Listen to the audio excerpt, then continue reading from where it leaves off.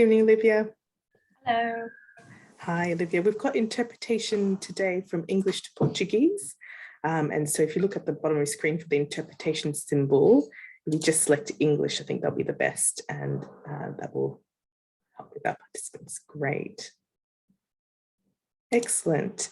Well, I can see that people are joining us this evening, and I want to say a very good evening and thank you all for joining us today. My name is Sofia Fernandez. I'm the Senior Advisor, Political Inclusion at the Westminster Foundation for Democracy, and we're very pleased to be hosting this event, a formal side event as part of this Commission on the Status of Women NGO Forum number 66, 66th year that this is happening, and so we're in good company tonight.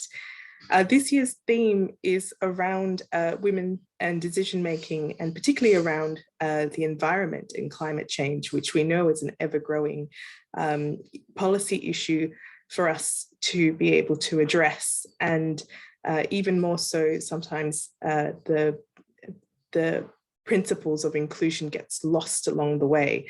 And many of us are working together in the various countries that we are on trying to make sure that processes and decision-making around and the environment is as inclusive as possible.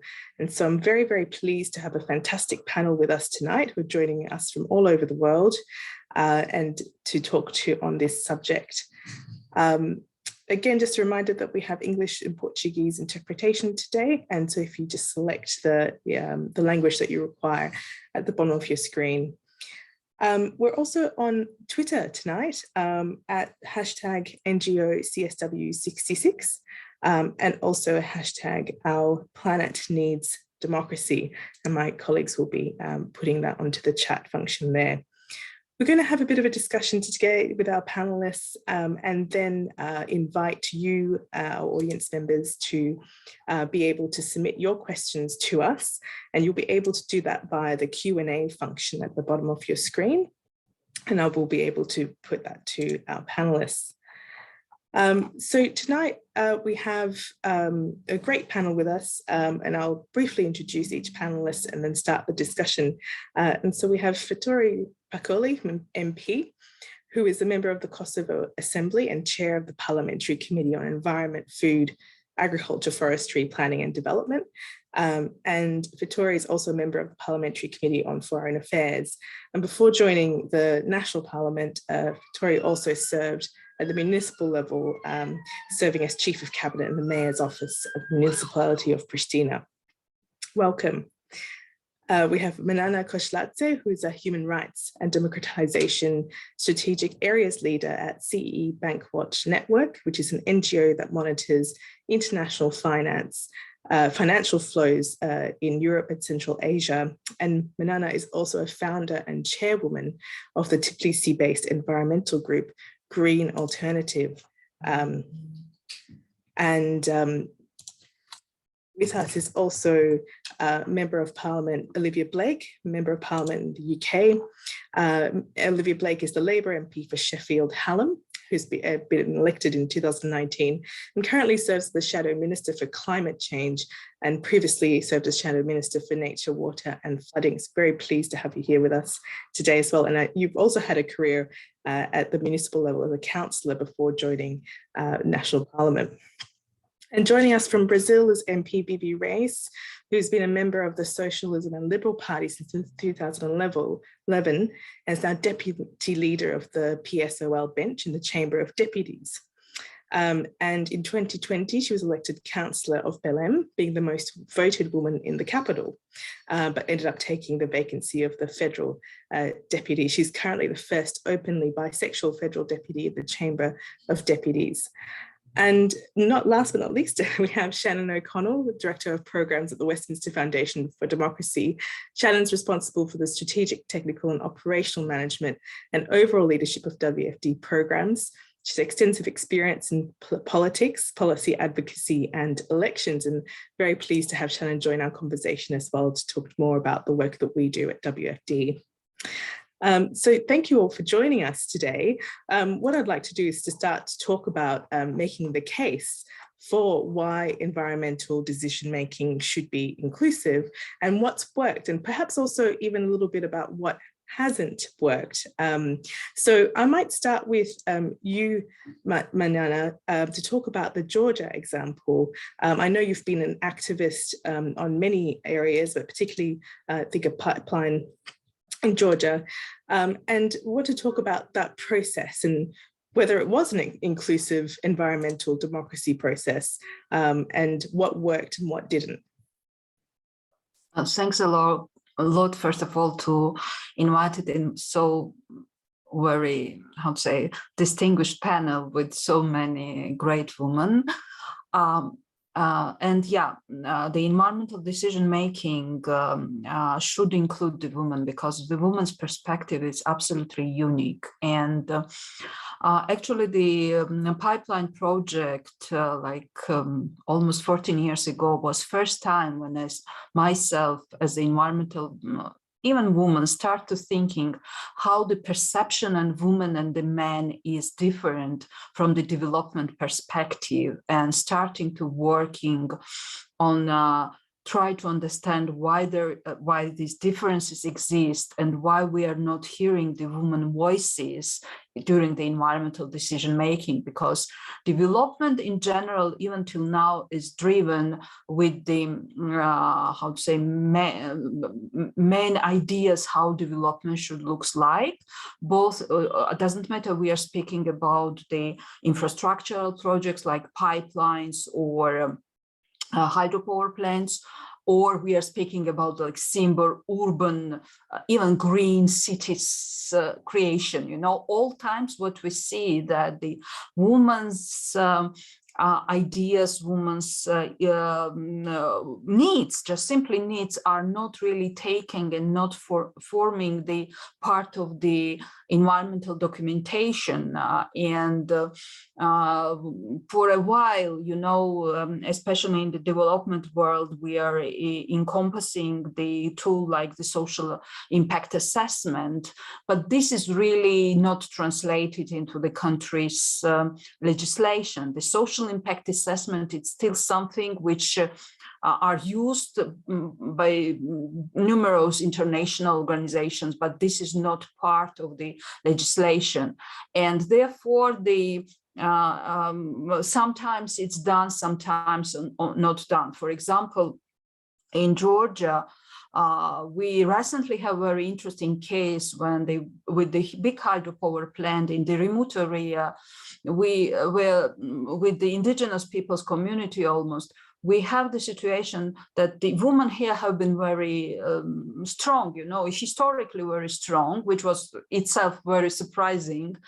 And they have been really complaining to the EBRD and the EIB, saying, look, our rights as the woman has been violated because you don't take our perspective when you have been taking decision about this particular dam. And it was even more astonishing when the EBRDs and EIB's accountability panels acknowledged that, yes, the gender perspective that simply have been not taking into account. There is like 2 small communities with around 1,000 people living in both, and they plan to bring at least 6,000 men force actually to construct this dam, and nobody have even speaking about the gender assessments, what would be like how to deal with the sexual harassment problems, all these kind of things. And when these indigenous people starting to putting this question, our governmental officials have been fully astonished, because they don't really expect that people will really think about their own future in a different way, because there was lots of the mankind discussion, how much they will receive the reimbursement, what would be the benefits for the villages, but the discussion how it will impact the girls in these villages, how it will impact the future development of the villages, never have been brought by the man itself. So that was, for me, it's still a very powerful case, and we should really, I bring now very good example how the woman engaging in the decision-making process, but we still need to keep in mind that there is a big gap, between the woman and the man, and even we are not vulnerable in general, we are even more in amounts than the men, you know, at the end of the day, we are not the same, and our voice is less heard traditionally somehow, you know, even in most progressive societies, I would say. So this is really the issue. Thank you. Thank you, Manana. I'd like to turn to MP Vivi Reis. Thank you for joining us from Brazil. And speaking about protests against environmental action, you've been quite involved in this type of protests and in trying to recognize indigenous peoples in decisions around environmental infrastructure. And it'd be really interesting to hear your perspective on why it's important to include communities in decisions on environmental democracy.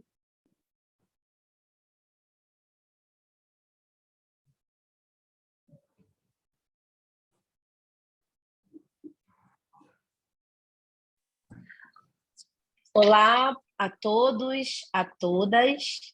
Eu sou Vivi Reis, deputada federal do PSOL, sou uma mulher amazônica, somos poucas mulheres no parlamento brasileiro, né? Somos poucas mulheres negras no parlamento brasileiro, e nós temos um compromisso de trazer para esse espaço da política institucional as discussões a respeito do racismo ambiental, né? E considerando, né, a pergunta norteadora da atividade, né, eu vou compartilhar com vocês um pouco sobre a nossa experiência quanto aos protocolos de consulta e consentimento livre, prévio e informado nas terras indígenas e nas comunidades quilombolas, que são realizados por iniciativa dos próprios povos indígenas e comunidades,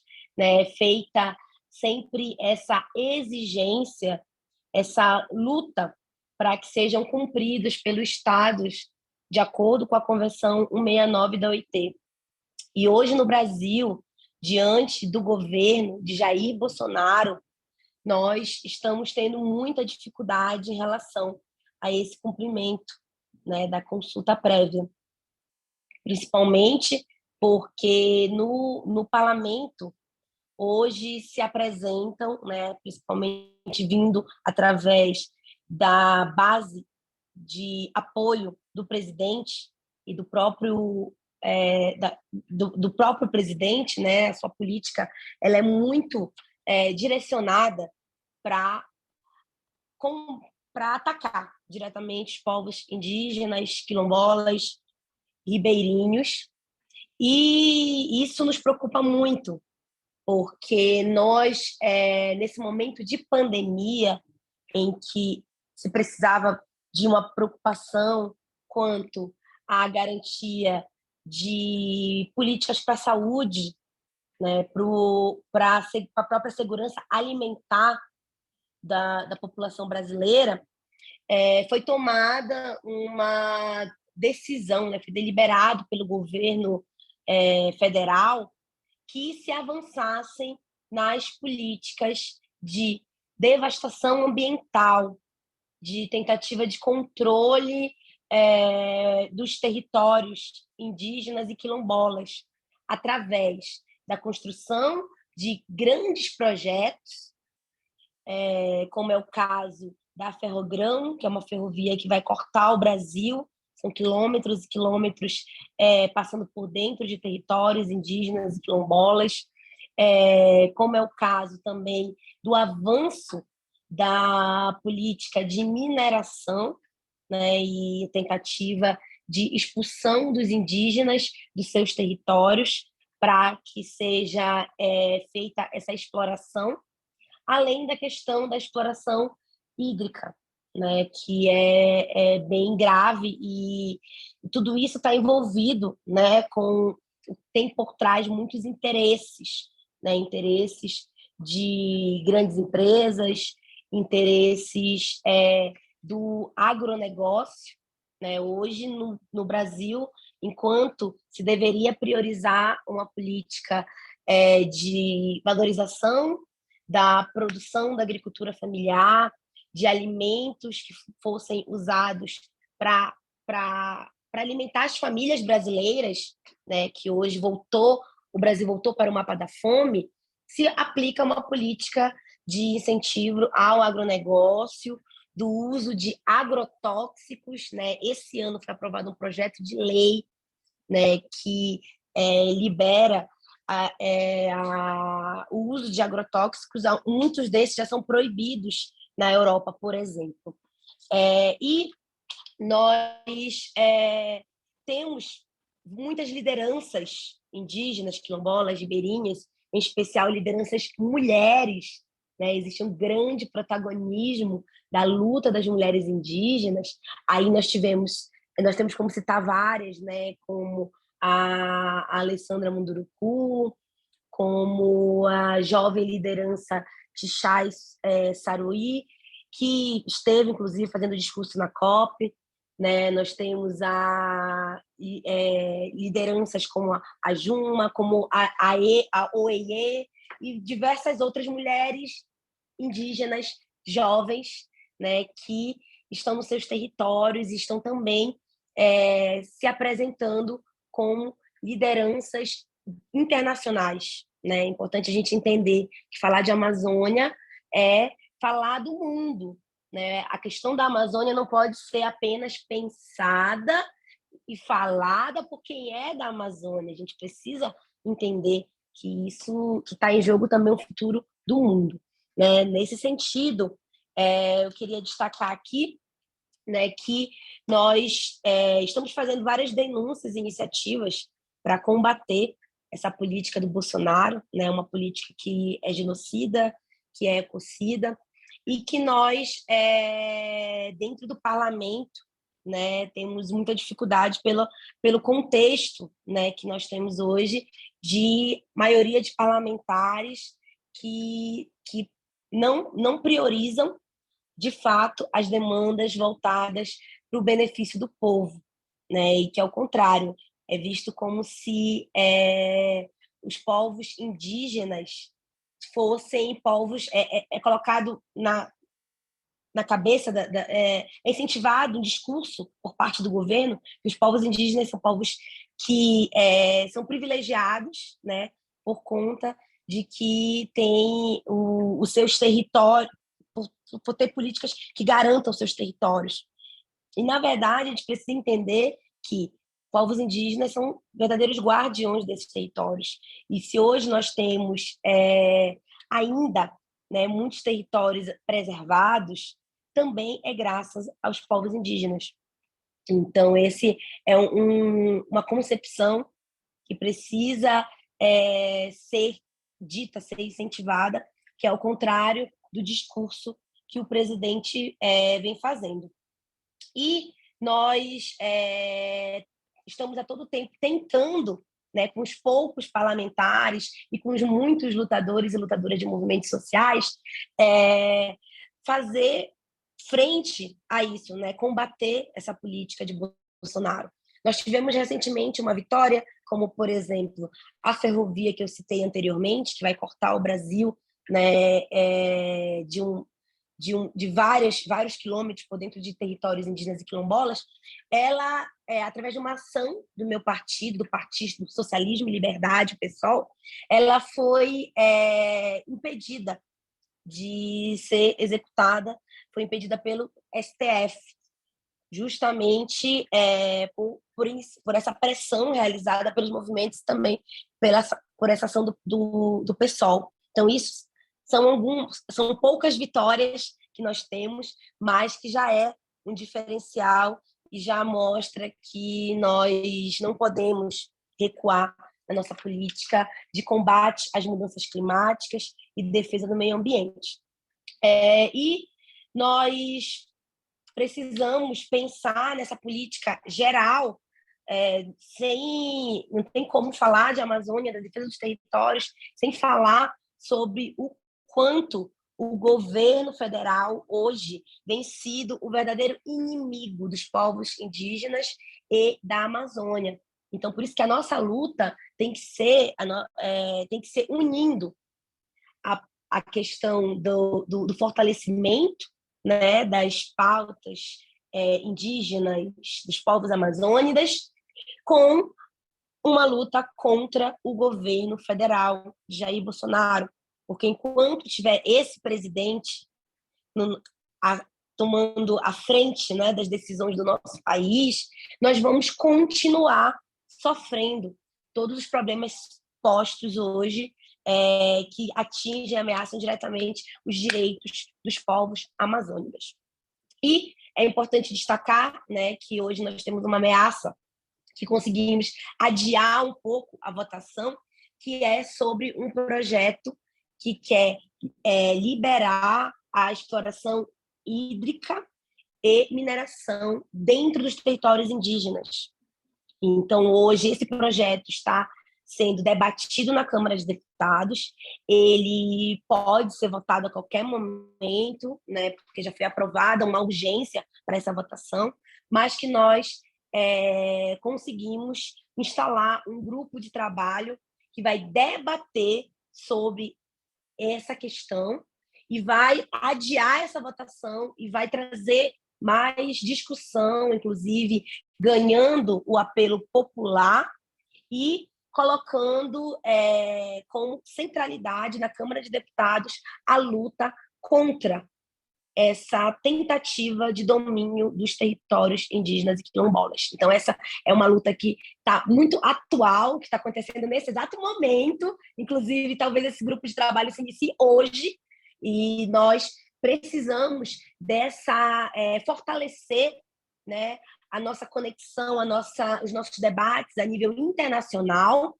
para que se faça uma pressão sobre o parlamento brasileiro contra a aprovação desse projeto de lei, que é o projeto de lei 191, né, e que será muito grave e vai atingir em cheio o meu estado do Pará. Né? O estado do Pará é o estado em que vai ser o principal atingido e os povos, né, que vivem no meu estado, se esse projeto for aprovado.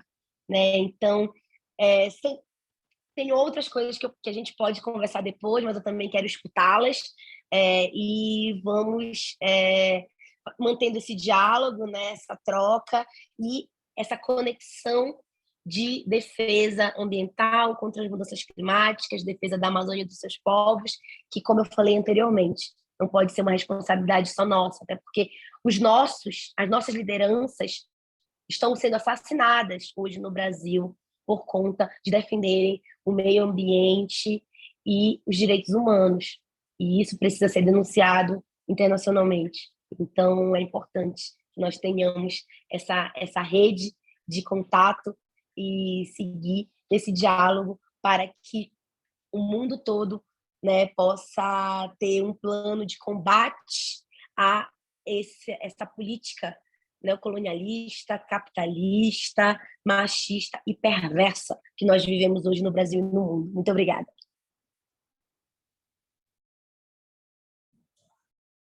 Thank you very much, MP Vivi Reyes. I think that point that there are so few women in Parliament and then in parliamentary leadership positions, and the roles that we can take on in those positions to bring in the voices of communities and bring in the voices of those that are not normally heard in elite spaces is a very important one. And certainly the international solidarity in conversations like this about what is happening in each of our countries.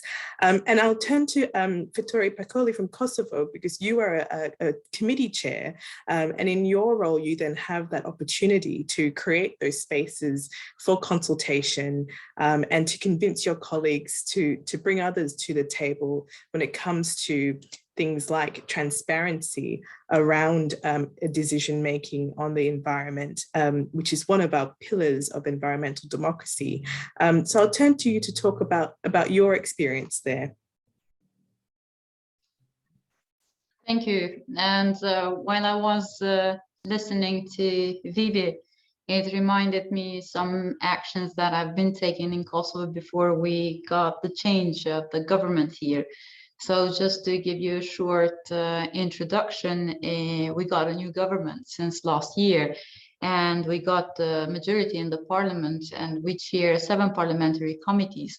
So the situation in Kosovo has changed, and now it is our opportunity to bring in change that is needed in Kosovo.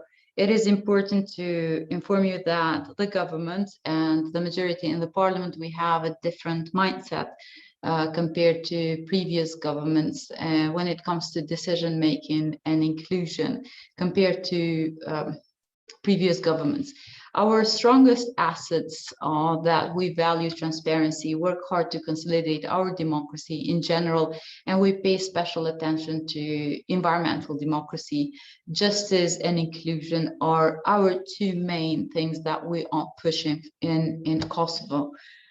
So now I am in a different environment. Before I was an MP in opposition, and I did have to protest quite a lot, to block lots of roads in order to stop some actions, and especially when it comes to environmental degradation.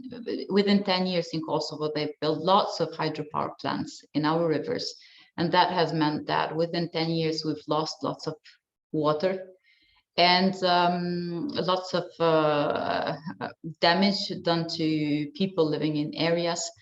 But that has brought one good thing. So that has united the community, Serbs and Albanians living in one city in Strpce. It brought them together to protest together against the municipality in order to bring back the river that they lost. From 1 year and now on, I'm chairing this committee on environment, and it is a committee that covers a broad range of issues. It is the environment, it is food, it is infrastructure. And we know that all these aspects affect the life of women, and it is important that we have a role there. But when we try to push for policies, it is important that we need to bring people and community in to listen to them and design policies based on their needs.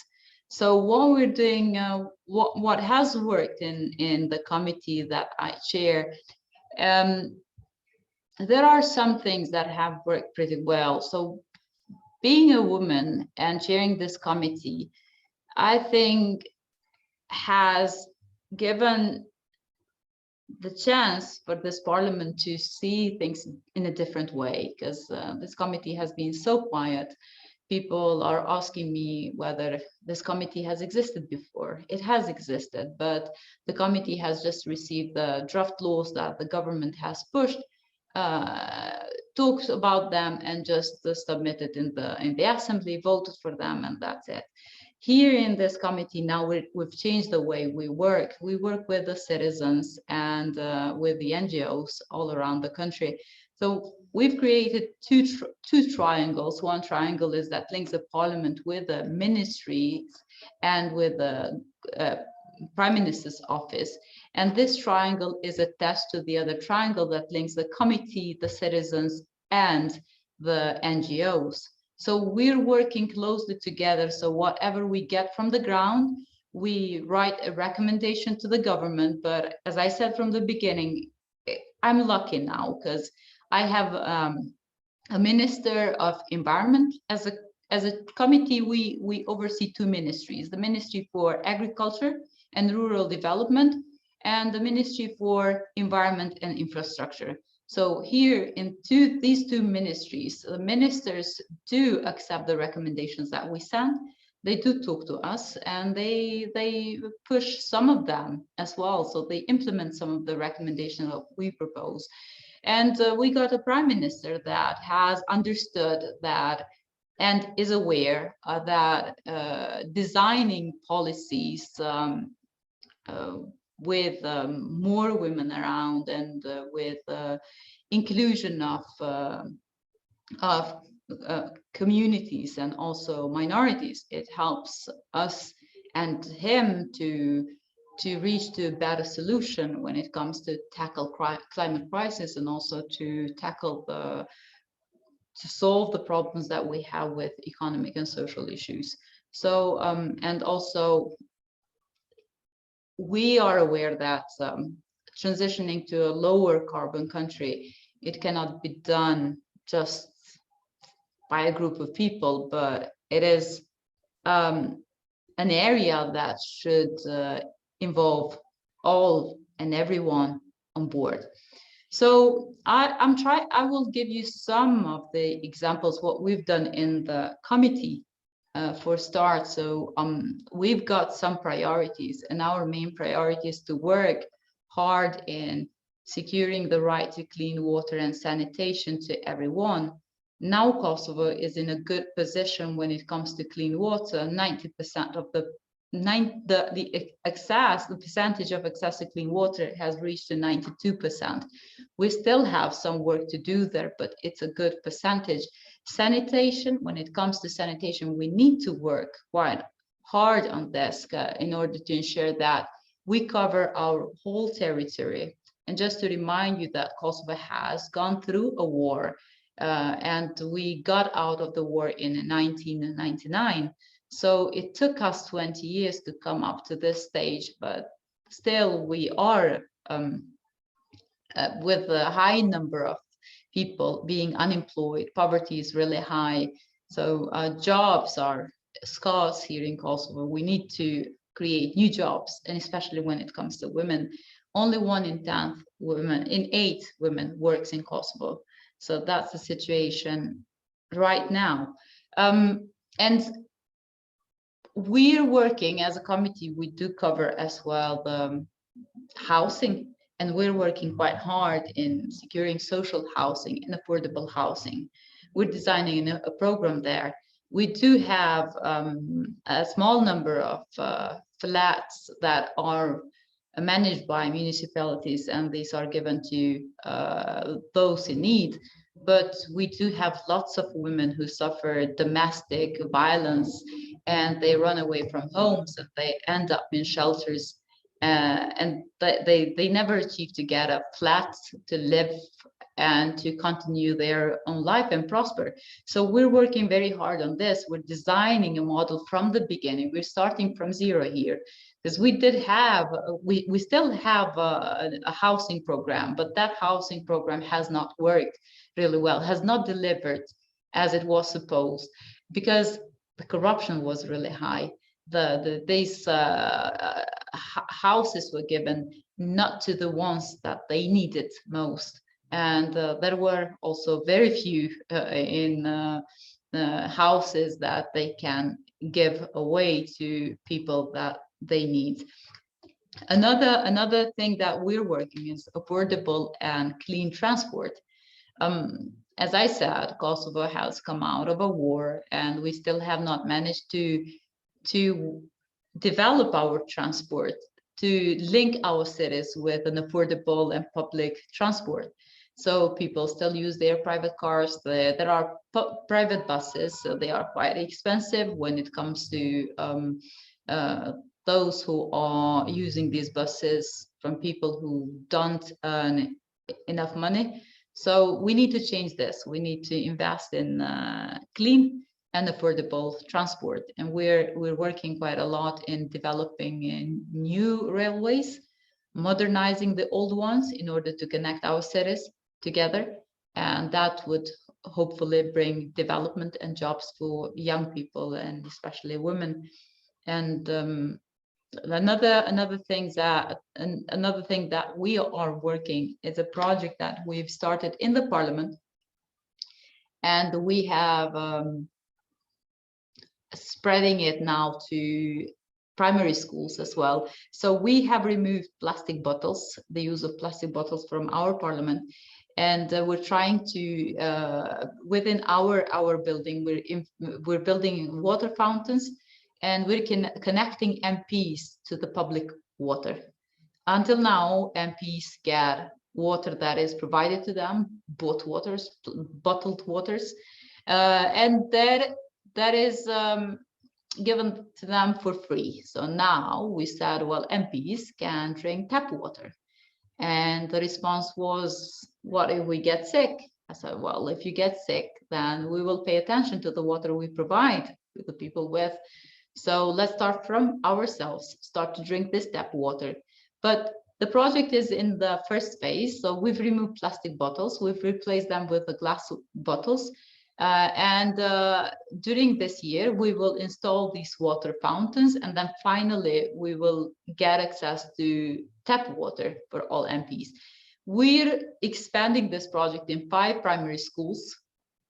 And we've selected these schools in different cities, and they are in these schools are kids from Roma community, from Serb community, from Turkish community, and also Albanians. And we have found some schools that are mixed as well. So and now with this, we will tackle the inequality. Kids that attend these schools, most of the kids in Kosovo that attend primary schools, they lack access to tap water. It is not that they don't have tap water in schools. They do have tap water in schools, and it's clean, it's healthy to drink. But the access to water is only provided in the toilets. So the area where you get the water is contaminated. So we need to change that. We need to install fountains in the right places within schools and classrooms, so kids can afford to get water from everywhere in the school. So that would tackle inequality, because right now some parents afford to give with their kids bottled waters, some cannot. So by providing them with clean water in schools, that would mean that they will not go dehydrated as they go now. So we're changing this. We're trying to change a little bit the mentality, how our schools have been built. These schools are new schools, but when they've been built, they haven't thought about that, the access to water, to clean water in clean areas. So this is one of the projects that we're doing it together with the community. We're working as closely as we can with parents in these schools. Another project that we are working, we've started to work, and I don't know whether we can implement this, but it is a project that it requires money, and as a parliamentary committee, we don't have that much money, but we can provide ideas, and we can change our laws and design policies by working together with NGOs and community. So what we need to do, and it's an important topic, and affects mainly, I mean, it affects everyone here in Kosovo, but women and children are more affected. It's food security.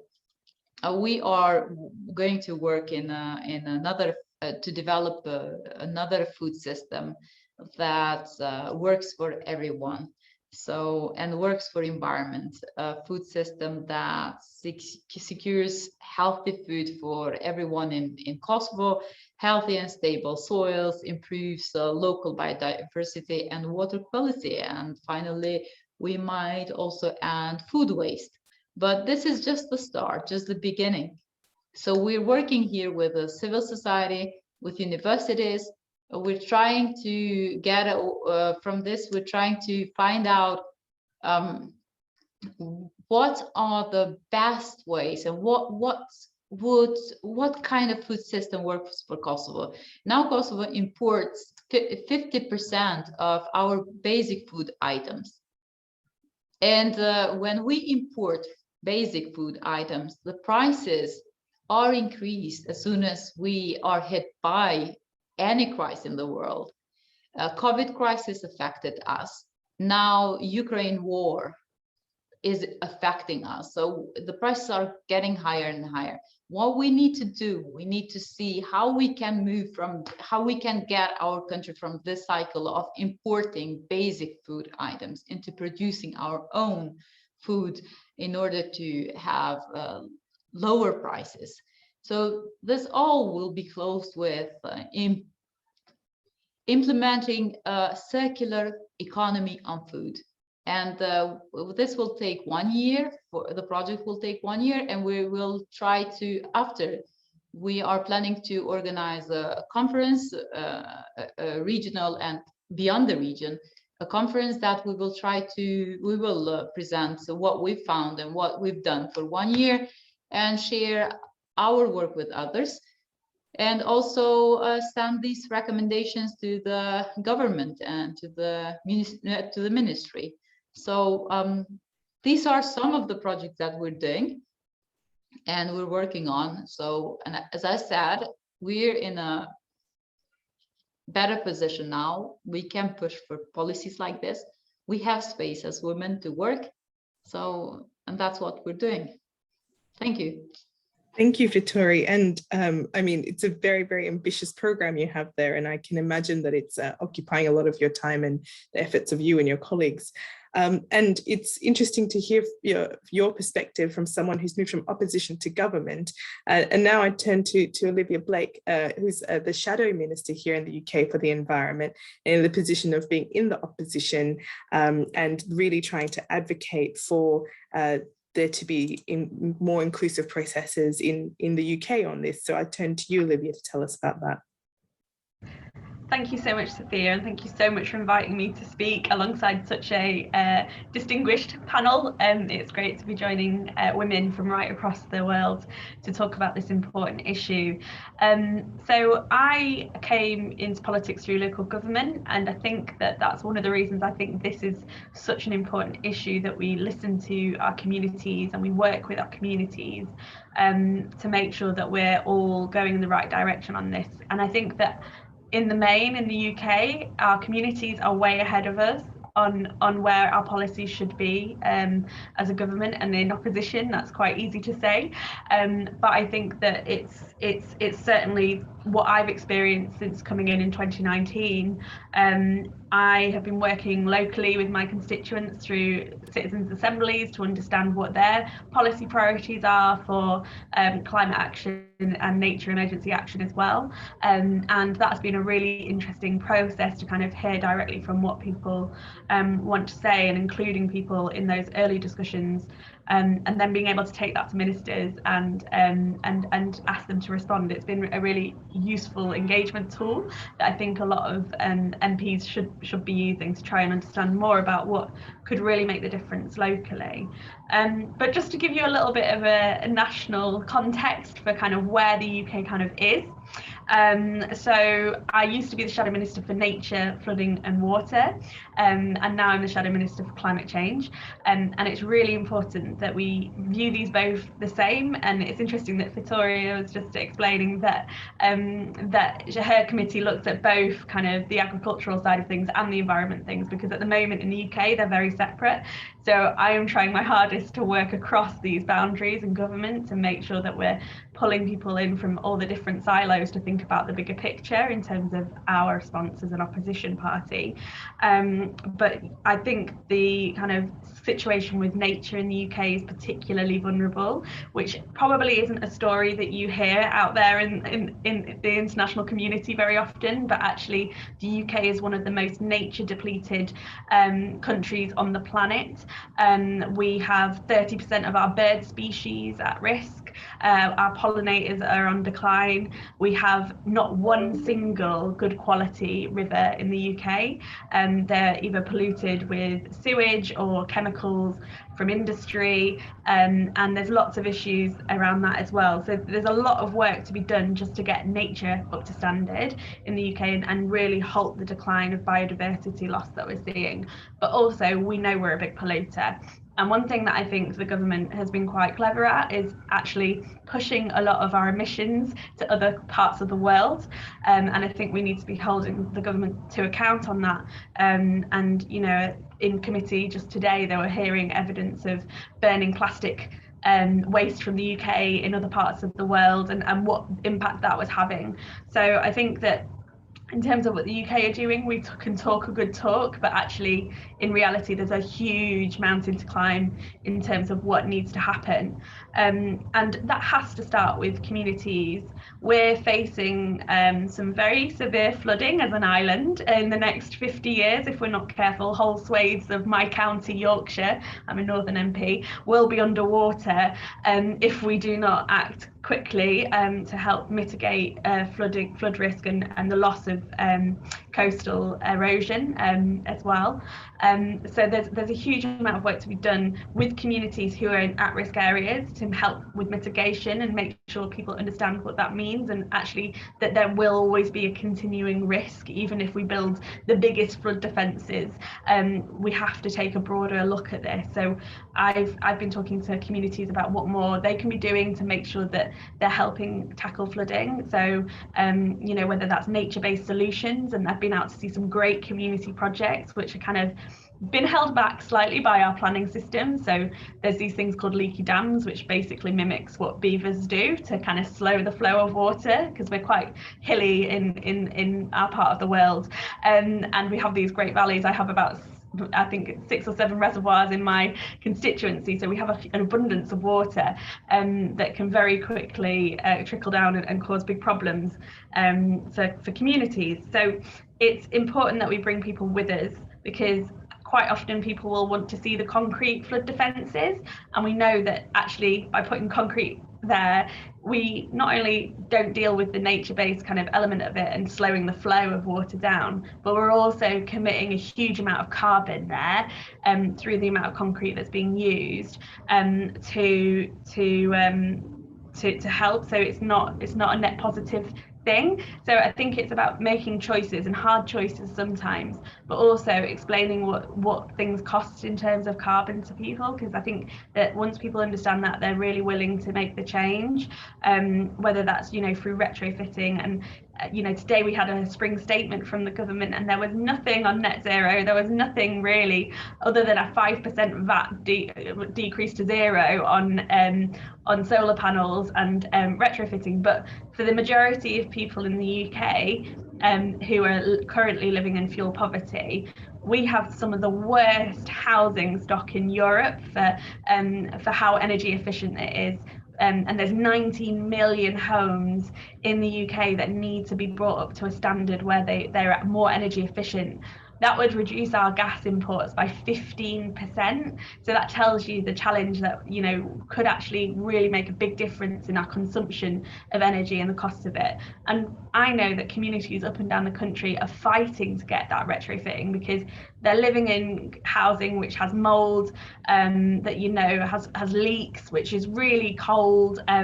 We have a situation where, you know, a lot of disabled people cannot afford to heat their homes or sit in a room with one light on at the moment. It's pretty difficult for people at the moment in the UK to kind of make the right choices, because they don't have the money to. So it's about what programs how we can work with communities to bring in the programs that will work to actually, you know, not only tackle the social issues that we have in the UK as a very divided country, but also to make sure that we're tackling the climate emergency at the same time. So communities up and down the country quite often talk about a Green New Deal or a just transition, and what that means for the UK, I think, is still being kind of thought through. But for me, it's about listening to our communities, recognizing that where we've had big industrial upsets in the past, like in my area of South Yorkshire, when the coal industry was kind of taken out of action in the 80s, that saw a huge amount of unemployment, and the steel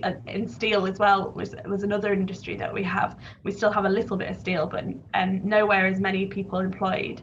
And unfortunately, even now, when there's an economic upset, the time it takes for areas in the north of England like mine to recover is much longer. And the reason is because we didn't at that time have the foresight to think about where people's jobs were going to be. We haven't had the investment, or the levelling up, as we're now calling it in the UK, of our regions. And I think that can breed discontent discontent amongst people, and that's something that we absolutely have to avoid in striving for net zero and trying to reduce our reliance on fossil fuels. I'm also very, very, very concerned in the UK that although it seemed like we won the argument on the importance of climate action, that unfortunately things like the pandemic and this really awful situation in Ukraine, that we're seeing people reaching for fracking and bringing fracking, which we have a pause on at the moment in the UK because of the issues we were having with seismic events, as they call it, and kind of we've seen people and the rhetoric changing in recent days over that from government ministers, which is really concerning. And also more exploration of our oil and gas fields in the North Sea, which at the moment are a big part of our energy mix, and not enough focus on improving wind technology. We don't really do hydroelectricity in the UK, but we have a huge amount of water, so that should definitely be something that we should look at, including tidal systems as well. And these are all things that I think are real winners for communities, because people are desperate for jobs in some areas, and if we can create good quality jobs that pay well, that are unionized, that give people a purpose to help in tackling the climate emergency, I think that will be really, really, really good. And also coming back to nature, we have a huge amount of natural resources in the UK which we're really undermining, such as our peatlands. Our peatlands are fantastic. They basically store there's like a moss, and then there's a huge amount of what we call peat, which stores a huge amount of carbon, and that is basically like the Britain's rainforests, and essentially our peatlands store as much carbon as all the forests of Germany, France, and another country which I've forgotten.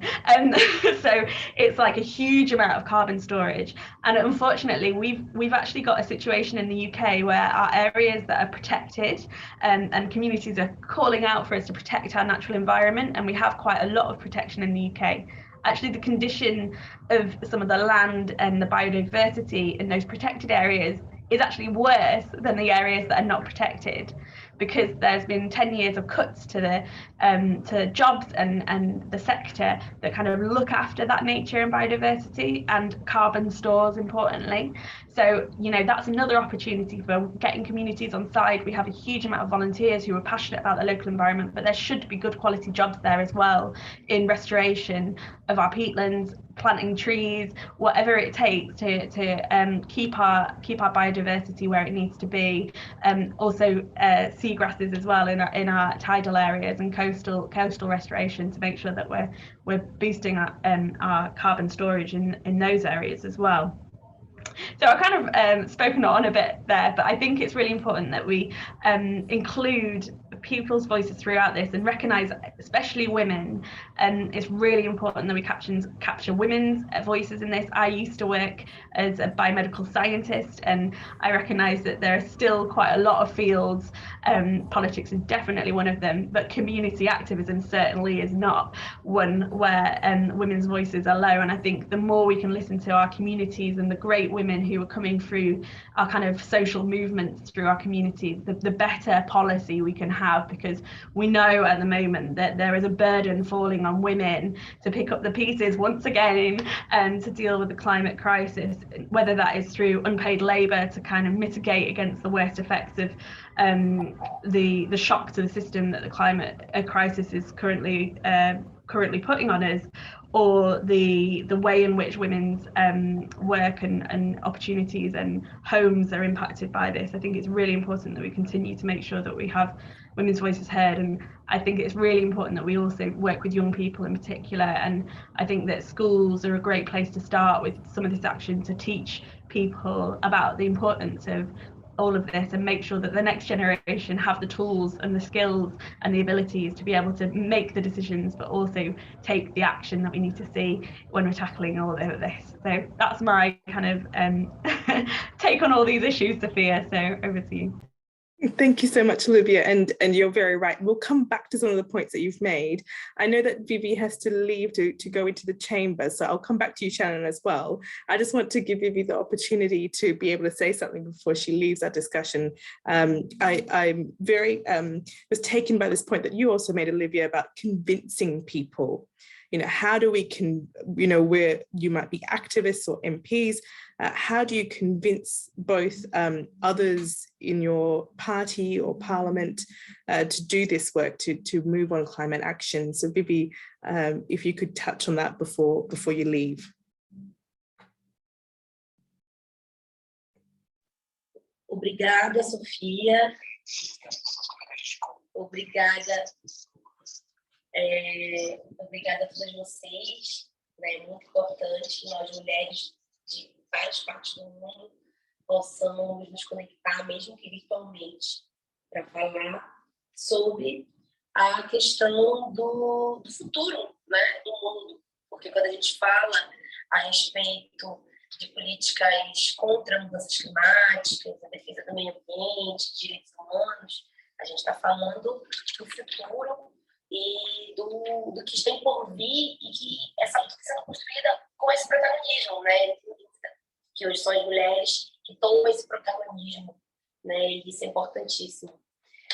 Eu fiquei muito refletindo, né, sobre como nós, mesmo em diversos lugares diferentes, temos realidades muito parecidas, principalmente no que diz respeito à violação de direitos tão básicos, como o direito à água, direito à alimentação, à moradia, aos seus territórios, ao saneamento básico. E nós precisamos entender que quando nós estamos nesse lugar, né, seja da política institucional dentro do parlamento, seja como lideranças de movimentos sociais, de movimentos políticos, de partidos, né, a gente tem como luta prioritária a defesa desses direitos, porque a água que falta, né, em algumas bairros, cidades periféricas do Brasil, está sendo usada, né, pelo agronegócio, né, os alimentos, onde deveria estar se produzindo alimentos para as famílias pobres, para a população do Brasil, está sendo produzido, a terra está sendo produzida para exportar, né, para uma política agroexportadora, né, quando a gente deveria pensar em garantia de saneamento básico, de moradia. O que a gente vê no nosso país é um aumento da população em situação de rua e a privação de direitos, do direito a ter saneamento básico. E isso está relacionado diretamente com a saúde, né? A garantia de saneamento básico, de moradia, de água, de alimentos, está relacionado à saúde das pessoas, né? E a vida. Então, acredito que isso também tem que ser definido, né, por um conceito do racismo ambiental, né? Entender quem são as pessoas que estão sendo atingidas por toda essa violação de direitos, né? São pessoas negras periféricas, são povos indígenas, são ribeirinhos, são quilombolas, são maioria mulheres, são pessoas pobres, né? Então a gente precisa falar sobre isso, né? Sobre essa realidade, a realidade de hoje num Brasil em que não garante esses direitos e, ao contrário, né, além de atacá-los, também ameaça a vida, né? Então, eu queria deixar muito negritado, muito destacado que hoje existem ameaças reais à vida de lideranças, né? E que nós não podemos nem confiar nas próprias políticas protetivas do Estado para que essas lideranças não sejam assassinadas. Então, são desafios imensos que nós temos de combater, né, essa violência no campo, essa violação de direitos humanos e construir uma política que seja na defesa da democracia, da vida e pensar uma nova forma de desenvolvimento que não seja esse dos grandes projetos, da devastação dos territórios, do desmatamento, né? E que existem propostas que tentam fazer uma maquiagem, uma capa, que tentam fingir que estão fazendo algo, mas na verdade não estão, né? Teve recentemente o debate sobre o crédito de carbono. É importante a gente refletir, né, sobre do que se trata isso, né? Na prática comprar um direito de desmatar, de fazer o que quiser, né? E colocar na costa, colocar na responsabilidade dos países mais pobres a preservação, né? Então, nós precisamos também refletir sobre essas políticas que tentam fingir alternativas que não vão na raiz do problema. Então, temos que ser radicais, temos que combater, né, a política ecocida, que é de Bolsonaro, aqui no Brasil, representada por Bolsonaro aqui no Brasil, e buscar alternativas que sejam voltadas para a defesa ambiental, para a luta antirracista e para a valorização da vida e dos territórios. Então, muito obrigada.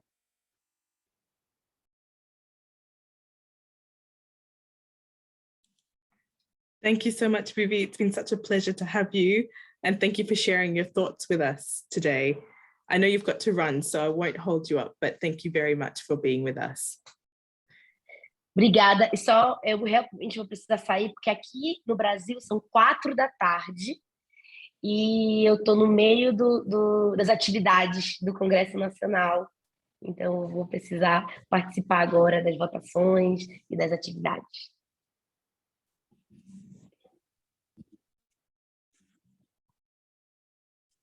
Not at all. Thank you so much for being with us. I think this leads very nicely to, I mean, what I'm hearing is how much not just climate action is interconnected with so many others of our basic needs in our societies, but how much women are leaders of political leadership, positions of political leadership, are trying to draw those connections and make that very clear to others around us, whether it's the wider public, whether it's our constituents, whether it's our political party, whether it's our parliaments. And so I turn to you, Shannon, about that role that women play in political leadership. I mean, it's easy for us to say that because we are women here, and in the context of the Commission, the Status of Women, that there is a need for women to be in positions of leadership so that they can take on this role. Can you tell us about the work that we do at WFD, but also some of that thinking that informs our work? Sure. Thanks, Sophia, very much. Yes, some absolutely fantastic contributions today and some beautiful ideas, all of which I think really illustrate the points, hopefully, I will make as eloquently as the other speakers have about how important this is. I'm going to borrow your word need to start with, and I'm going to borrow Manana's point at the beginning about women's perspective and what happens when women's perspective comes into decision making.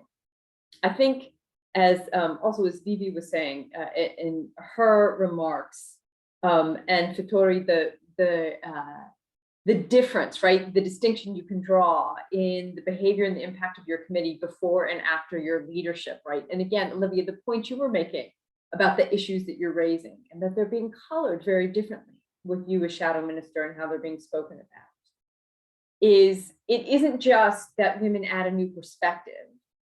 It's that every process that does not include women is incomplete. So it is a failure. It represents poor value for money. It represents inadequate and inaccurate research. And it is based on a misunderstanding of what economic activities are.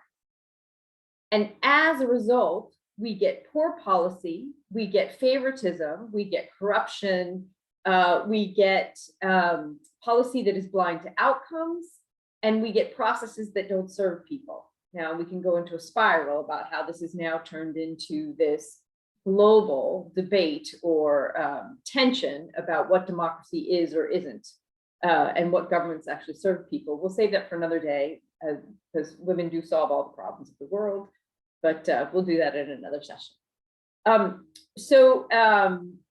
Building from that, the point that when women move into formal political spaces, formal decision-making places, what happens? Part of it is causal and part of it is correlative. But the things that happen are things that lead to better outcomes. Number one, corruption goes down, both petty and grand corruption. And we see this at both the local and the national level. And this has to do with the questions that women tend to answer. We can spend a little bit of time looking also at what happens when other communities that are deeply underrepresented get in there too, particularly indigenous communities, people of color, LGBT+. When we start talking about healthcare within that context, right? It's a completely different conversation. But petty and grand corruption both come down because the processes that lead to women's leadership force a higher level of transparency, and because women start asking different questions. And we start asking different questions about money, where it is coming from, how it is spent, who is benefiting, who is not. And as a result, what you end up with are policy outcomes that are better, not just for women and girls, but for society as a whole. And I think the one that has been tracked most recently, I'm going to tie it to Victoria's example, is healthcare outcomes. When women move into formal decision-making spaces and are able to serve authentically, right? So not in there to sort of mirror the behavioral norms that have been established that tend to, again, represent very specific activities, typically economic activities, particularly of a very elite class, tends to be very male. People live longer. It's one of the first outcomes. And the primary beneficiaries of that gain are men. Because under most normative systems, men are not asking questions about public health. But Fattori comes in and starts asking about the quality of the drinking water. That water is not just going to improve for women and girls, who are also typically the primary consumers of water, right? Because women often make up the majority of workers in household farms, right? Small holdings. And they also are the primary consumers within the household itself of water. But we're not talking to women about water for some reason. I don't know why. But then this outcome benefits not just women and girls, but the whole of society. So now you're getting better value for money. You're getting better healthcare outcomes. You are getting happy, more stabilized children in schools. You're probably getting better learning outcomes. And you're certainly getting MPs who are more focused in the National Assembly in Kosovo about the decisions they make and any distinction between what they get and what the people get. So WFD's approach to this, inclusion and participation are core components of everything that we work into, everything that we do. And I can spend a lot of time with the perspective that I have, having worked very much on political systems and who has access to them. But the business case for this is really unequivocal. And this is where WFD's work in this area really stands. That the more inclusive and participatory a system is, the better the bottom line business case outcomes are for the whole of that society. And so our work on environmental democracy, right? Who is a part of decision-making about environmental outcomes, biodiversity, degradation, resource management, inclusion of local communities, is based on 3 pillars. Because one of the questions you're asking this event, Sophia, is what works? And so maybe I'm going to start with these 3 pillars in case that's helpful. And then I can give a couple examples. The 3 pillars are transparency, right? When things aren't going well for the environment, they're usually not going well for democracy either. And that's happening behind closed doors. That's happening with opaque decision-making, data that's not transparent, not tracked. So the first principle of environmental democracy is transparency. The second is participation, right? Everybody needs to be in and part of this. And I did some work with colleagues in Yemen, which is in competition with Cape Town to be the first settled place on the planet to run out of water. And we were looking specifically at the legislation that was trying to set up local councils. And again, despite the fact that women made up 88% of the agricultural workers who were using that water on farms, and also were the primary consumers in households, there was nothing to mandate women's participation in those local councils about water usage. So participation is absolutely key. And then the third, Vivi's examples and the extent to which this has gone quite toe-to-toe in Brazil at the moment, is access to justice. Political systems are great. They are also, like everything that humans create, flawed. And when we have standards based on the rule of law and court systems that are representative and responsive and professional and impartial, and even then, other mechanisms that we can employ to ensure access to justice, that's where we can really make a difference. So maybe just a few brief examples within there, and then I know we want to save time for questions. So the first example within there is, again, to frame the language about this type of work within the business case. If this, then that. If we are approaching this type of work in this manner, the results are this. It removes sometimes the viscera of the conversation, and you are talking about a results outcome that is beneficial to all and removes the exclusive content for this type of decision making. Second is open data. If we're all working from the same information, it's much easier to make those decisions about what should happen and what the outcome-based decision might be. It's also a good starting point, right? If some of the policy battles are getting heated over very specific issues, political, environmental, whatever, if you can start talking about, okay, what is the evidence base around which we're having this discussion? It's a different discussion, and now you're just fighting for the right to information. Something else that works, I think Victoria and Olivia are probably very good examples of this, is starting with political parties, right? So the thinking around this type of policy, policy is made in legislatures and government and courts, but the thinking starts in political parties. So to what extent do we cultivate political parties as a mechanism for collecting and cultivating the thoughts of citizens, particularly around these issues? And then maybe just a couple other brief examples. The other is reframing solutions.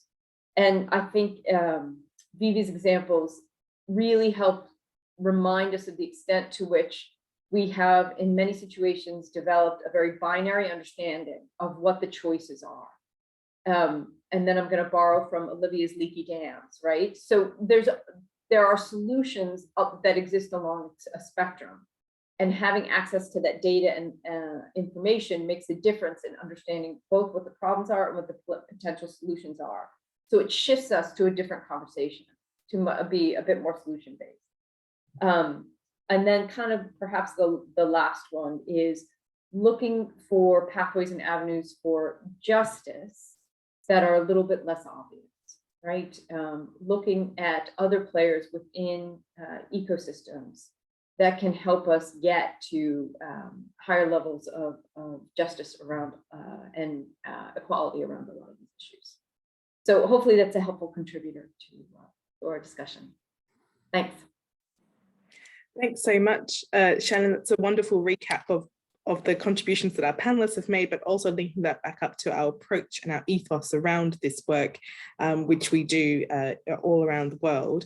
I know that there's a lot to say, and I've got lots of questions based on what our panelists have contributed today, but I'm going to open up to our communities, to our participants who are starting to put in their questions through the Q&A function. Please feel free to do so. You can do so as an anonymous attendee, or you can do so being named.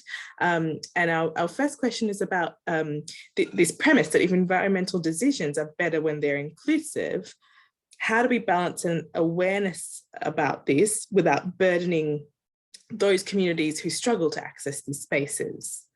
And maybe I will turn to Manana first, as yourself being an activist. You know, have you been called upon to sort of volunteer your expertise, and how do you balance that between, you know, your sort of commitment and passion to the role? Yeah, that's very good question, because the one thing where I'm doing lots of the community public awareness raising, how to include the woman and gender component, not only women, but also intergeneration, the vulnerable groups' views in the environmental impact and environmental decision making.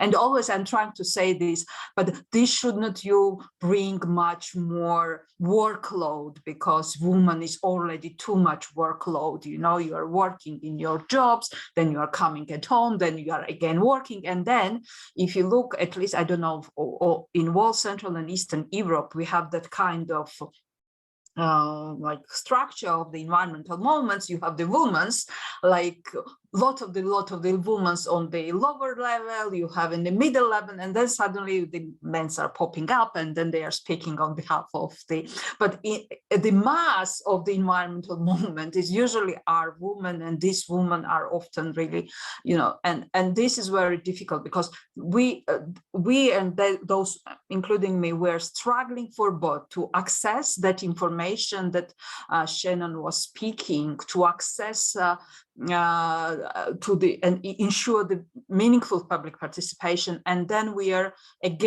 those people who are trying to get the access to the justice, and it's really very hard, and I'm not sure how it can be balanced. But what we are really trying to push is through the different policies, including the Georgian legislation, but also into international best practices, to have more gender element in a way too easy for the woman to get that access to the information earlier stages when the decisions are still open. Because particularly in the part of the world in Caucasus we are living, which is very multi-ethnic, and we, from village to the village, we have the different patterns for the woman, for how they can behave, how they can promote it in society, how can they lead. You know, it's absolutely, from the village to the village, is absolutely different patterns. Yeah, it's very important that you at least somewhere have that, in a way that then you can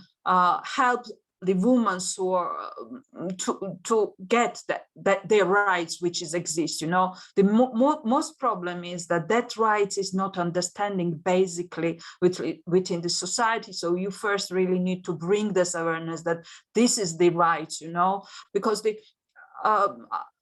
it's perfectly, the women are really long-term perspective thinkers. You know, when you are asking, people are thinking usually from very short times, I mean mainly, but as soon as you're turning to the woman, doesn't make the young or the elderly ones, they are really longer term thinkers. And this is really biggest, you know, differentiations. And if we are not having them, you know, it's really, and there is a like very practical tools. We are just saying, okay, not arrange the public hearings when the women are taking children out to the schools or kindergarten. Very simple, you know, just shift it 1 hour before, 1 hour after. Try to not to organize it in the places where women, especially in some villages, not allowed to get there. You know, like there is some kind of chai khanas, for example. Women are not allowed to get there. It's a men's place. Why you are trying to organize that in a men's place? So there is so many things when I'm thinking, because the Georgia the one of the things which I also saw that because the women's roles became more active, we saw more and more environmental struggles around, because as in Kosovo, the Georgia suddenly starts to be popped up with lots of the hydropower. So until there was like small strikes of the communities, mainly did, you know, the government does not taking this into account. But the last year, one woman almost changed all the hydropower policy, because she say, I will not sell my land in this village, and I will be here. So, and so many people starting to get her with her, because she really shows her leadership, and she really shows how she's committed to save this gorge. And you know, this leadership issue is really very important. Does not matter you are woman in Georgia in saving your gorge from the Namakhwani Dam, or your Ukrainian president. The leadership is the leadership, you know, and people really are following when they see that there is something positive in long term, but they need to see this long term. And the women in that are especially the good visionaries for the long term. Thank you. Thank you, Minana. Victoria, do you want to come in on that question as well about how to engage communities, not in a way that burdens them, even though their voices are important in that process? Yes, there was another experience that I've found here in the committee. As soon as we started here, we opened up the committee for people to come and tell us what they are, the problems that they have in their communities. And lots of people were sending me messages via social media, and I was getting in touch with them and calling them and saying, where do you live and how can we come and visit you and see what we can do. So we started to go to everyone who was inviting us. So we last year we visited lots of places in Kosovo, and we tried to address as quick as we can the issues that they raised. So that somehow built the trust between the citizens and the committee. There are cases where the people send us messages even when it is not an issue that is linked to our committee, and they said, we know that you will get back to us and you know that you will contact us. So we've been very transparent. We've published all our contacts, and we said you can reach us whenever you want, whenever you need us. So that has somehow created that trust, and now people send us messages. But the trust has also been built because we've managed, as I said, I'm in a better position now because I recommended these to the ministries, and the ministries reacted. For example, one time there was a complaint from the citizens that live in a city that they have an important place there called the Black Hill. And it used to be the Black Hill because it had lots of pine trees, but now it's like not anymore. You know, there are no more pine trees over there because of the change that has happened during years. But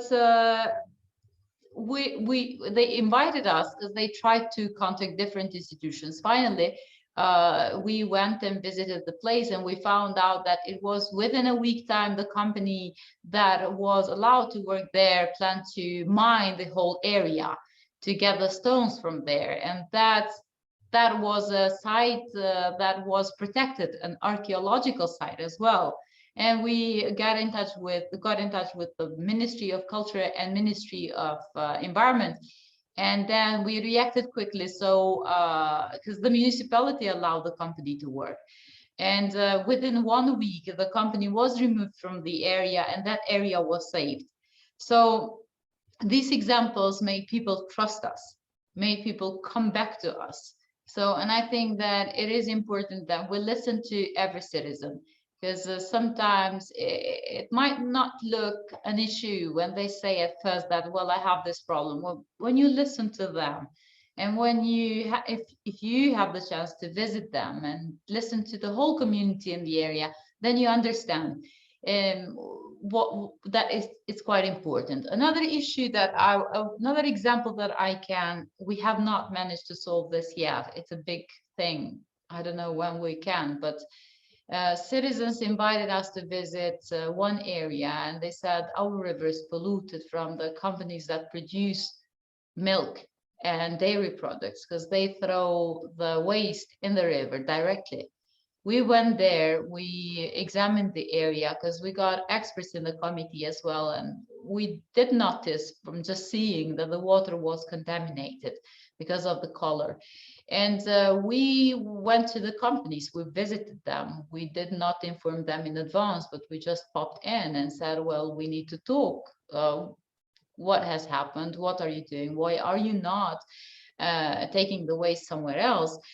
And then the owner of the company said to us, but, you know, that's not a big problem, you know, and it doesn't affect anyone. And then I said to him that, well, it does affect, because around you have fields of corn, fields of different vegetables being grown, and that water gets into this food and we eat that food. And then he looked at me and I said, but you know, your son, your daughter can eat the tomatoes that are being grown in that area. And well, he sat down and started to talk to us. But the company would stop doing that if the state invests heavily on getting the sewage water being thrown in that area as well. That's why I said from the beginning that it is a priority for the committee, but also the government, to give access to everyone to clean water and sanitation. As soon as we have, we cover all the territory of Kosovo with a sanitation system, then our waters in the rivers will be cleaner. So we don't have this this problem anymore. But this is a huge problem. Needs lots of money to be invested in our rivers.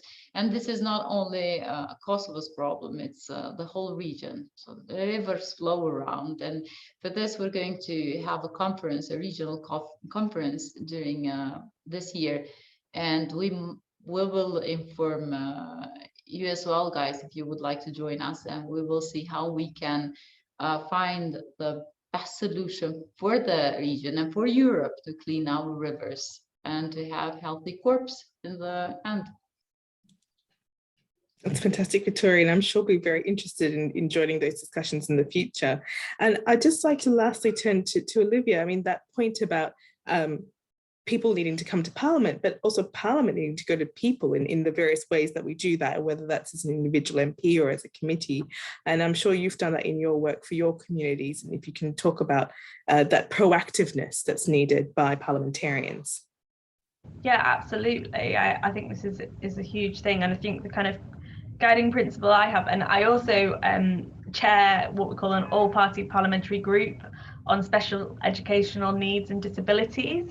So I really take inclusivity in policymaking really seriously. So what we've done through that APPG is, you know, actually hold all our meetings online, because that's allowed young people who have SEND, or special educational needs and disabilities, to come and talk to our meetings of MPs, and they wouldn't be able to access that just geographically. You know, we've had people from right across the country come and talk to us through these conversations online. So I think it's the guiding principle has to be go where people are. If that's online, do it online. If that's in people's communities, go to people's communities. If it's in their community centres, their churches, whatever, the religious place of worship, go. If it's in their local schools, go. If it's the childcare facilities and you're catching mums on their way in, go there. And I think that's where it has to start, and also just go on people's doorsteps, which I'm sure I don't need to tell any politician to do, to hear what the reality of life is like for people. But yeah, I think it's about making the opportunities appear for people and go to where people are. That has to be the principle that you follow, because you can create whatever you like in terms of consultation. It can be the best consultation in the world with the best questions, but if you're not getting people's attention and if you're not engaging with them, then it's pointless. So it has to be a constructive dialogue that's both ways, and you build that trust exactly as you were describing, Vittori. I think it's really important that you actually take action forward as well. So that, completely agree with that approach, that you can't just have a conversation about these issues. You have to have meaningful change for people to engage properly, and that's what makes it inclusive, because people have limited time, especially women, and if you make it worthwhile and if you make it engaging and appropriate to the place where people are, then that's half the battle won, I think. That's an excellent point, and I think an excellent way to end our discussion today. My colleagues have put in the chat that we're about to host the first ever conference on environmental democracy, which will be across the 29th to the 31st of March. It'll be largely virtual for the very reason that we can actually connect with a lot of people around the world. There's a link to that in our chat so that you can find a way to continue some of these conversations in another formal space as well. But please allow me to thank you all, Vittori, Olivia, Manana, Shannon, and Vivi, who's left us now, for your time. I know it's very late in Georgia, so thank you for staying up for us, Manana, as well, and for giving us your insights into this very, very important topic. I think we've sealed the deal. I think we have made the case for inclusive environmental democracy. And more importantly, we've talked about what works, and a lot of it is quite simple, really. It's about being proactive and about reaching out to communities in the way that facilitates their participation to the best of their abilities. And we understand why that's important for a lot of the reasons that Shannon rightly pointed to as well. And it's a pleasure to know that, that when we have diverse representatives, diverse institutions, and certainly diverse civil society, that we bring in very, very different voices into those decisions that result in a better life and livelihoods for people all around the world, particularly on the environment. So thank you so much for your time, and thank you all for joining us today. And we hope to continue the conversation online, on social media, and also in future events. And now I'm going to hit the leave button, which is always awkward on Zoom because it just cuts it all out for everyone. So thank you all very much. We'll say good night and thank you.